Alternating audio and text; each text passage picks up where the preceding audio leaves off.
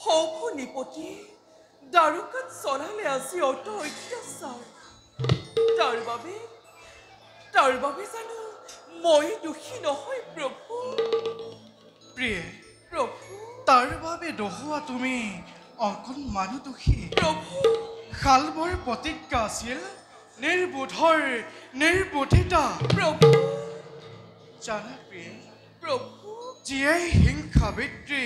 হৃদয়ত লৈ কাৰ্যতে হয় অগ্ৰসৰ হিংসাৰ অগ্নিতে দগ্ধ হৈ ঠিকে শালব আৰু দন্ত বক্ৰৰ দৰে প্ৰভু জানা প্ৰিয়ে প্ৰভু ক্ষমা আৰু কৰোণাই হ'ল শ্ৰেষ্ঠ প্ৰতিশোধ ইহ জগতৰ প্ৰভু মনে প্ৰাণে বিচাৰো মই দূৰ হওক হিংসা বিদ্বেষ ঘৃণা আচ্ছাদিত হওক জগতে অহিংসা প্ৰেম আৰু ধৰ্মৰ দোলেৰে সঁচাকৈ প্ৰভু অহিংসাৰ প্ৰেম ত্যাগেৰে নুমুৱাব পাৰি হিংসাক বহলি সত্য বাক্য কৰিলা উচ্চাৰণ মই প্ৰেম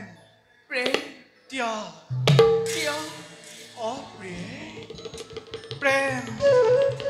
ত্যাগ প্ৰভু আপুনি হল বিপুৰ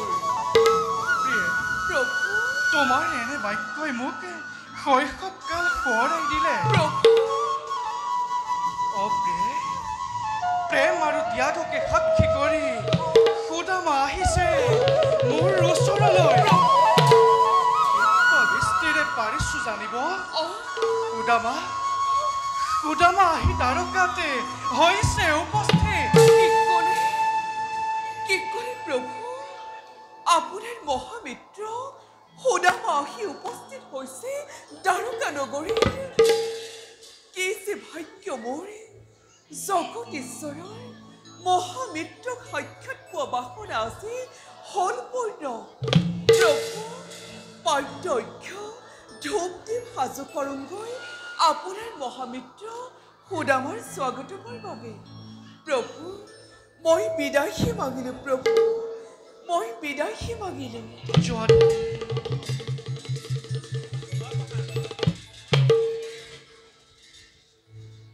পৰম মিত্ৰ মোৰ শৈশৱৰ মিত্ৰ সুদামা আহিছে আজি কৃষ্ণৰ গৃহে মোৰ মন আজি আনন্দতে অতিকে উৎফুল্লিত চাওঁ মই সুদামাকে আনো আদৰি সুদামা